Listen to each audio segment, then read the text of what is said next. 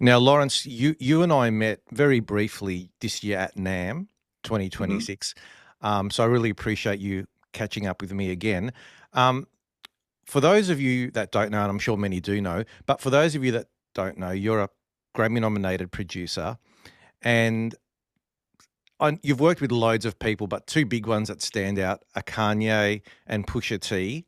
And I've listened extensively to both of those. I've been actually listening to a lot of the latest Pusha T stuff at the moment. Hmm. Um, the production's magnificent, and I've looked up your records that you've done, and they're astounding. Like it's ear candy. Thank you. Like the balance and the production. Even though there's so much going on, everything is so clear and immersive. I have to take my hat off to you, my friend. That's I beautiful to appreciate it. listen to. Beautiful to listen to. Um, Thank you. Now, I'm just doing a short series with people that have got quite a lot of experience in the industry, like yourself. And the one question that I'm asking everyone, and this is in a bid to try and assist younger people coming up and just starting out. So, Lawrence, if you were starting out today, this was day one for you, whether you're studying audio production or whether you're just launching yourself into the music business somehow, what would be something that a young person should be putting into their action plan straight away from day one? And this can be stuff that's worked for you, like lessons learned in your life that worked for you. And maybe there's some stuff that didn't work for you. But what should they be thinking about from day one? How can you jumpstart their kind of thought process here? It's been so many things that I have changed just through my experience. Yeah. I've been professionally doing music since 2008. So I've been doing it for a little while, but it's always been like a hobby and a passion. But one thing that I have noticed, and this might be specific to my world in LA because it's just kind of the culture in LA. The first thing I always tell anyone new is it kind of sucks, but with LA, it becomes this out of sight, out of mind um, kind of mindset where you have to ensure that you're around.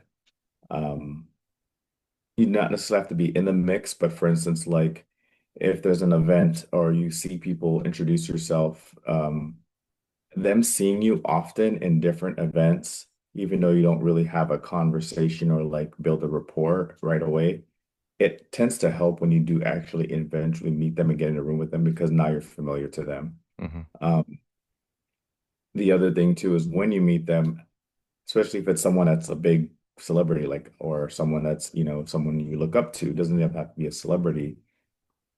I would say when you approach them just as a normal person.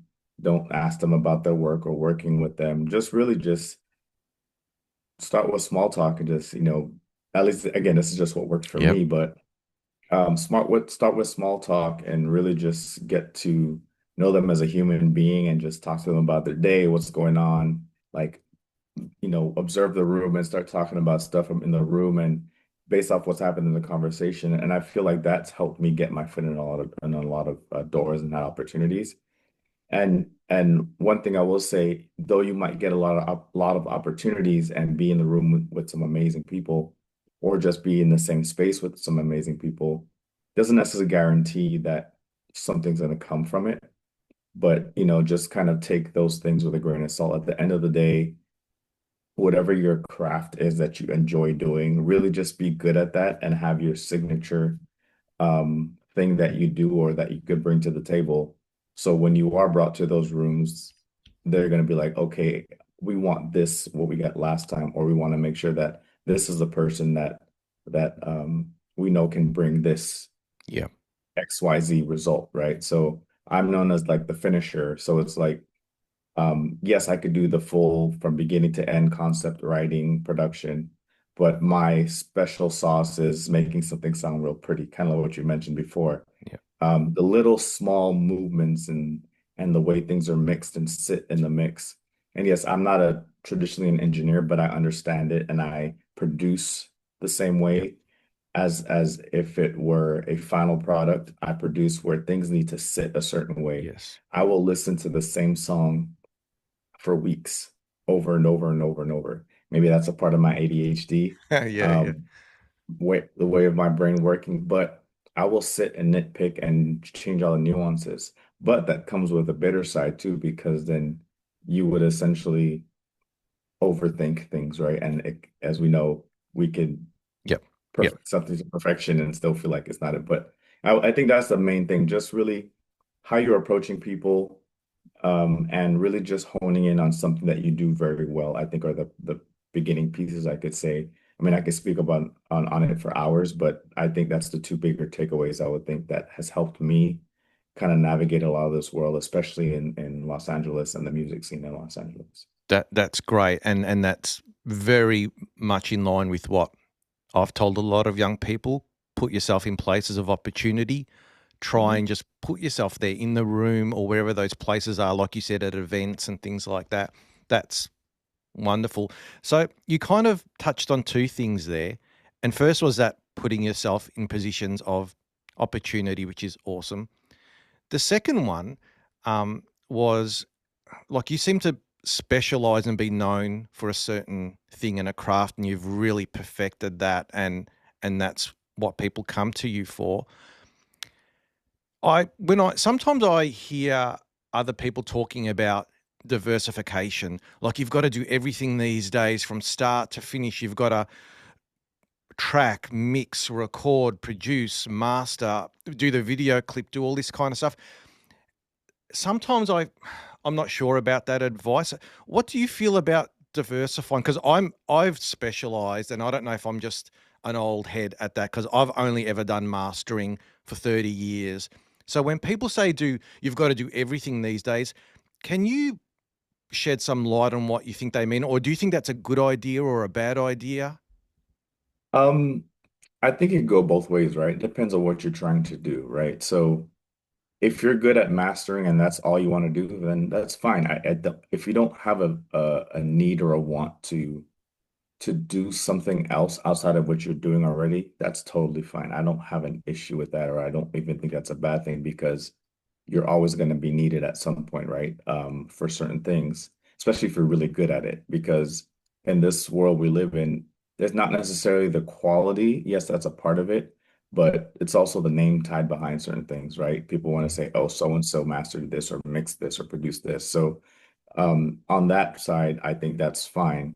When it comes to me, just because of who I've been, I tend to be, I've always gravitated to that saying, jack of all trades, master of none. But people forget the second part, where I think it says it's better to be a master of many than a master of one, right? So for me, that has helped me do a lot and be self-sufficient when it comes to timeliness, putting out projects.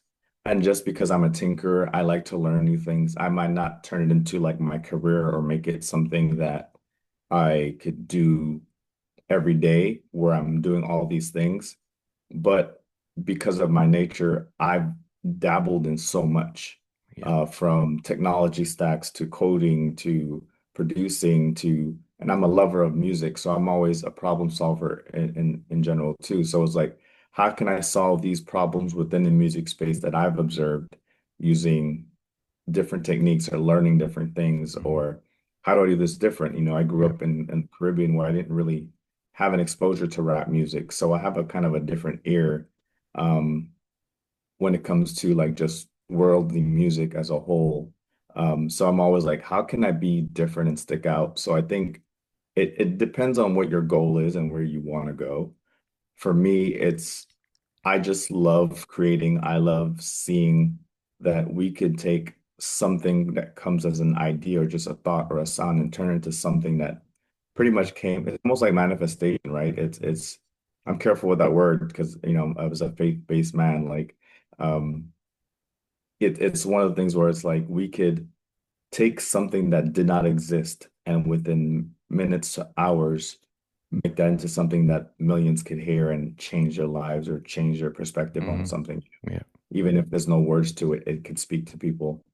Um, I think at the end of the day, if you love dabbling, dabble, but don't get lost in the sauce, so to speak, right? Because then you become oh, I could do this, then you try to do this, and then you try to do that, and then you really never hone in on something that you're good at. Yep. Um, I'm good at making things, I'm good at thinking outside the box, so I'm good at solving problems. And if the problem is, hey, let's make this sound like something you never heard before, I'll find a way, whether that's a traditional music route or creating a whole new process to Yeah. figure out something. That's just how I think. But again, yeah, like you said, for you, it's fine to doing one thing for, however long you decide to Yeah. do it. That doesn't mean it's wrong, but I understand where the world is going. We live in this world where there's constant, feedback, constant engagement, especially with social media and everyone's brains are scattered. Um, so I get that aspect, but also if you're a serious person in this career, being able to be dynamic, I think that's going to be the thing. Because you might get opportunities where, yeah, you get your foot in the door doing this, but it doesn't necessarily mean that you have to keep doing that the whole time. It might be something you just need to do temporarily to get your foot in the door. Because again, there's so much talent in the world right now, Yeah. Yep. and it's so easy to get seen and heard. Again, it becomes one of the things where if you could stick out from the crowd, if there's a crowd and everyone's head at the same level, how does your head pop up above the crowd Yeah. and where you could be seen? And having I would say a small tool belt of abilities can help you, but also it could be a Achilles heel because if you do get too caught up in the sauce, then you're not really able to deliver or be as experienced in something when it comes time for them to want to bring you in because again, they're going to want to bring you in based off your capabilities and your experience and what you can overall bring to the project or to the team.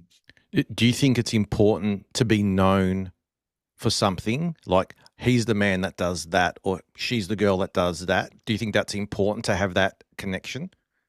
It is, not everyone will have that, but I think it's a tie between the relationships you have, like how do people feel around you and how do people perceive you without being fake, and being a go-to person. I think for me being a go-to person, I've always wanted to become like um the person that whenever they want um kind of like a Rick Rubin, right?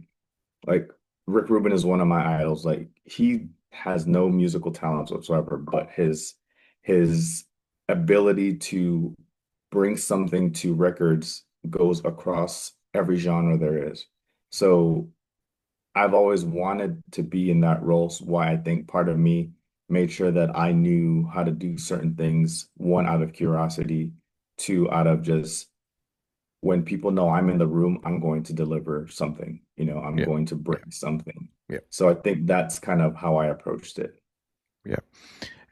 And going back to your first point about putting yourself in places of opportunity, can you remember one of those times for you where you felt, I'm in the room or I've been seen or this was a good event to go to. Can you remember one of those events? Yeah, I always talk about it. So when I first started producing, I used to do these beat battles where producers would go head to head and compete in these competitions. And there was this organization called I Standard, and they did this tour around the US and you would submit, you would pay to submit your music, and if you were chosen, they would select you to be in this beat battle. And the panel of judges were usually three to four industry professionals, engineers, producers, A&Rs. They would bring them in, and essentially they would point you, judge you, and score you based off of a point system. What I was able to do is my first time signing up to ASCAP, going to the ASCAP Expo, I was in one of the beat battles. And granted, I didn't place at all in the first, second, or third category, but at the time, one of the judges there really liked what he heard from me, and immediately we connected. And that kind of put me into this direction of, within a year or two of that, I'm in the room with Kanye, No ID, Hmm. Big Sean, um, Rhymefest, like some of these people who I've all only just heard about or Yeah. seen Yeah. on TV. And that guy's name is Malik Youssef. Shout out to Malik Youssef. He's one of the biggest people that kind of got my foot in the door with the Good Music Camp specifically. And that same day, I met one of my best friends, Books the Beast, who is killing it right now in the production game. He's pretty much on everything you heard in the hip hop space, Yeah. R&B Wow. space. He's on uh he's on him and I did the Pusha T record that was nominated. He's also on J. Cole's new album and Ari Lennox's new album and 21 Savage. He's just done a bunch, but that's one of the things that I think definitely got my foot in the door. And one, just putting myself out there and taking the chance because I could have took away that, hey, I didn't win first or second place or third place, so I'm not good enough, right? Yeah. But I took it as no, I made a positive connection with this person, and we talked back and forth. Next thing you know, 2 years later, I meet these people, and then I just have these opportunities based off when I'm in the room, the relationship I'm building. I'm not being annoying. I'm not asking a bunch of questions. I observe. I kind of spoke when spoken to. But also, this is my thing. What's helped me is giving my honest opinion, right? Without Mhm. seeming like I'm a hater. Right. Yep. And some people are afraid to give that. And again, it's just again being there. So anytime there's like the ASCAP expos or NAM's another great one. We met at Yeah. NAM. Well, we met at a NAM event after, but we didn't get to meet at NAM. But um those are some of the ones where because when you think about it, you have hundreds and thousands of creatives there. And those are times where there's no backstage and front stage, everyone's out in the open. So you do get those opportunities. And again, going back to that statement I made where you're not always going to have the opportunity to sit and powwow with them and talk to them. But I met a bunch of people from Dr. Dre's camp just through mutual people, seeing them, saying what's up, saying I literally just say, "Hey man, what's going on? How you doing? Good seeing you. Everything good? All right, cool." And I keep walking. But if you do that enough while you're going to these events, people recognize your face, and they see who you are and hey man, how you been? And you just greet them like you've seen them before. And that's how I've always navigated, and that has helped me create connections. Like I could walk into most of these rooms and meet people. We've never worked together, but they know my face, they know who I am, and they know that I'm just another guy out here doing what they're doing at the end of the day. I love it. I love it because I think so many people are focused on uh, screens and social media, and sometimes the real life stuff gets pushed aside. I feel like maybe it's considered a little bit old school, but I am a very firm believer of everything that you've said and being physically there in the room, meeting people. I just can't emphasize that enough. Yeah, put the phone away. Like everyone's Yeah. busy trying to record and I don't think I've ever posted anything from NAM outside of reposting something that someone posted that I'm in. Yeah. Yeah. So yeah, just be present. Everyone's busy trying to get pictures and video to post online, and that's fine if you do one or two, but don't make that the whole reason why you're there. Yeah. Because again, like my experience is when you come off looking like a fan, and it's sad to say, but when you think about it, people who are in certain positions, they're immediately coming into a space with a wall up, because they're they're they're at a higher, you know, echelon than we are, and they are already have a guard up. So if you're coming at them with this kind of like fan approach, they're already going to see you as that. But if you come into the room or to a space, or even when you're around them, just say, "Hey, how's it going? You good? All right, cool." Don't fan out. It might be hard at first, but you'll get used to it eventually. And that again, that's helped me where people they'll see me and they'll want me or talk to me or approach me.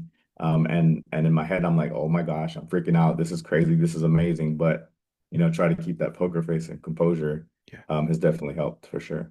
Yeah. Fantastic. Oh, that advice is wonderful, Lawrence. Do you have a few more minutes for a couple of other Yeah, questions? Oh, yeah. thanks, mate.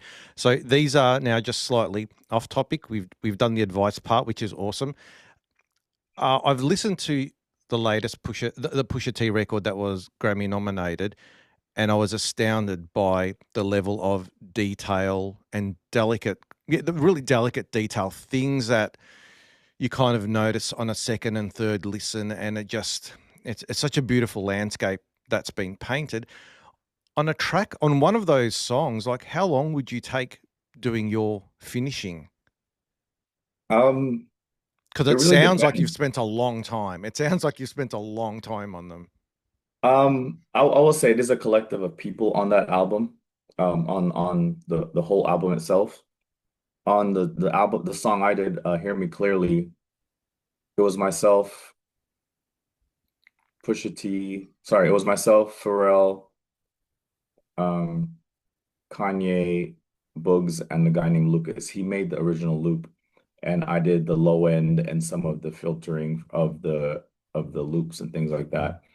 And some of the drums and percussion with my guy Bugs. Um, but it really depends. Like I try to be efficient because a lot of times when we get these opportunities, at least when I've been getting them, I will say I've never really had the direct one-on-one relationship with many of the artists I've had opportunity with. It's always coming through another producer or through Hmm. an engineer or something like that. Um, even though I've seen them and know them, like we haven't had that communication. But when I get these opportunities, a lot of times they're like, hey, we need this, or hey, this is due this time. So a lot of times I try to be efficient, but because I'm so meticulous and I'm always thinking outside the box for things, it could be something that takes me anywhere from 20, 30 minutes, depending on what needs to be done. Sometimes it takes 2 hours, 3 hours, 4 hours for one little piece of something Yeah. because I want to get something very specific and I hear it, I imagine it, I see it.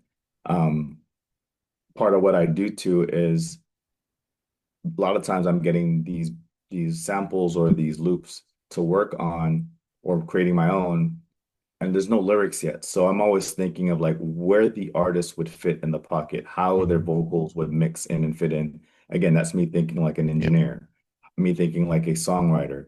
So those are the components that I put into my production outside of just making an arrangement with, a couple loops. Yeah, it just depends. Like, and now with things like Suno and all these different platforms, I leverage all of those and make the best out of them and whatever can help me be the better version of myself, I leverage it and make it my own at the end of the day. Cool. That was you've led straight into my last question, Lawrence, because I was reading your bio, and one thing that stuck out to me was the fact that it said you are a director of technology at La Promise Fund, and it said that you love to leverage AI automation to streamline processes and so forth. Mhm. I know this is a big topic, so we don't have to prolong it too Yeah, much, yeah. but AI in our industry, as soon as you mention it, people cower in fear. And because everyone links it straight away to generative AI and all that kind of stuff. But can you put a positive spin on it? What's a positive aspect of AI in the music industry? I will say AI is not going to go anywhere. It's here, Yep. right? So when something is in your face, how do you approach it? You approach it by figuring out, okay, how can you live with or without this, or do you have to completely avoid it, right? And what is it going to take to completely avoid it? So then you have to kind of weigh those options.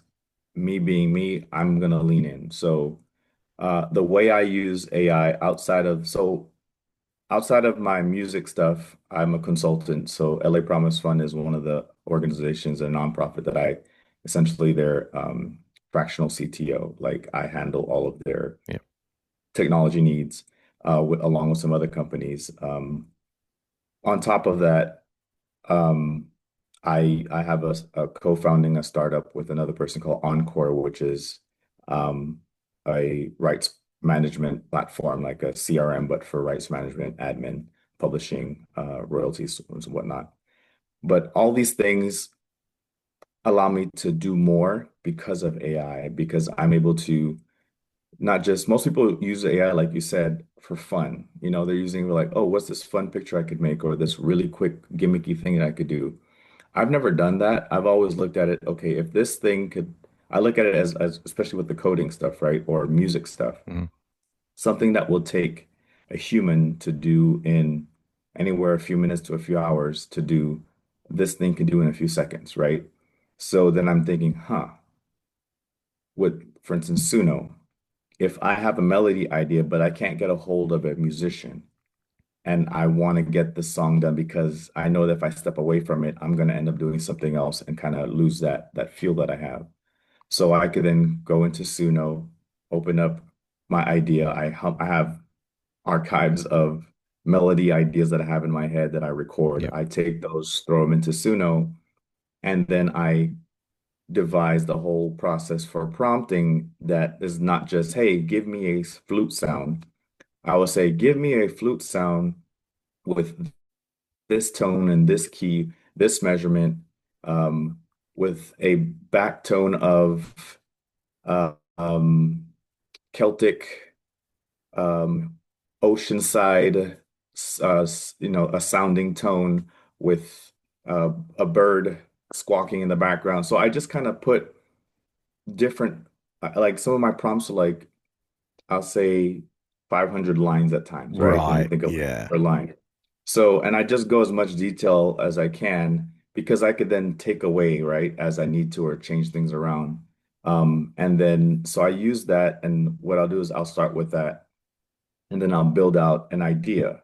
And then I could say no drums, whatever the case may be. And then if it's not doing what I want, I could then take that into the studio mode, push out the stems, put in studio mode, and then mute the things I don't want.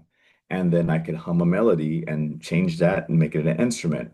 So again, it's like just to get the idea. That way I could then take those stems out, clean them up, replay them, use MIDI, do whatever I want, Sure. and then pitch that to the musicians to then replay. And it creates, it's just something that would normally be a bottleneck or a hindrance to making me have to wait till I find someone else. I just hate depending on other people. Yep. I've learned that that makes me very irritated because I'm a very let's get it done now, let's go, go, go person. I'm calm and relaxed, but when it comes time to get something done, I'm Yep. like, hey, let's just knock it out, you know? It might work, it might not work. I fail fast, fail hard, and get back up. That's just how I am. So if I can get to where I need to get to right away or as quick as possible, I'm going to go that route. And AI has definitely been the pinnacle of that for me. It's put a pep back in my step when it comes to music and just being creative because there's no more hindrance of waiting for a singer. If I also write as well. So if I have something I've written, I don't like the sound of my voice, but I can use AI to change my voice uh, in order to get the idea I want for a song or something done ASAP. So that's just a short snippet of like how I use AI.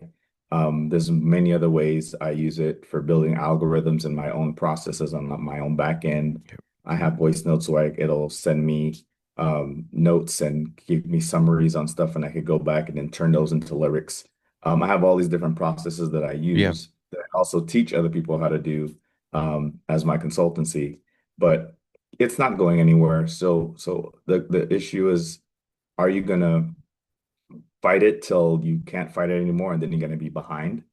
Or are you going to figure out how you could become the super version of you using the AI? You know, how do you humanize the AI to be an extension of yourself, to be just a teammate in your thing? Because it can't replace us.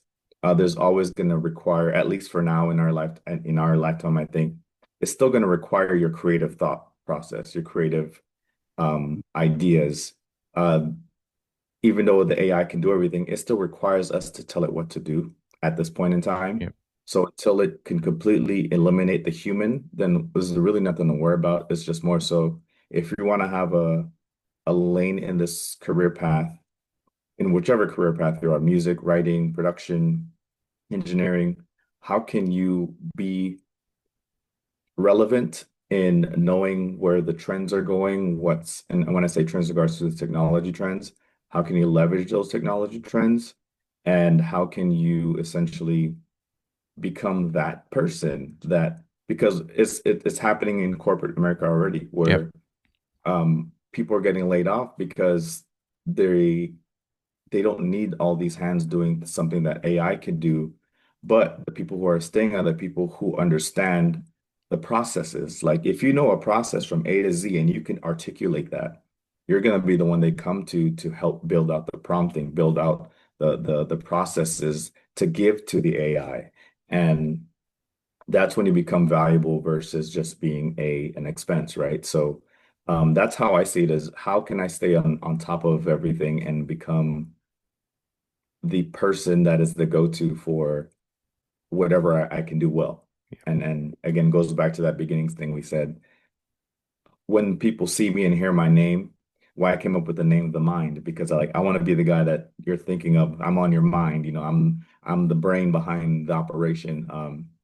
And I think I try to live up to that name and try to ensure that whatever I'm doing, I'm going to be at the forefront of what's out there. And but it's always going to be my own spin, and you'll always be able to identify who did what because of my little fingerprint that I put Yeah. on things. Yeah. Yeah. Lawrence, thanks so much for the chat today. It's been Yeah, wonderful. definitely. Lots of great insight. So I really appreciate your time. Yeah, anytime. If you want to do this again another time, I'm always available. Let me know. And I Oh, appreciate you thanks. reaching out and waiting on me. Thanks, mate. I really appreciate it. Have a lovely day. Awesome. Thanks. You too. All right, mate. Take All right. care. Take care. Bye. All right.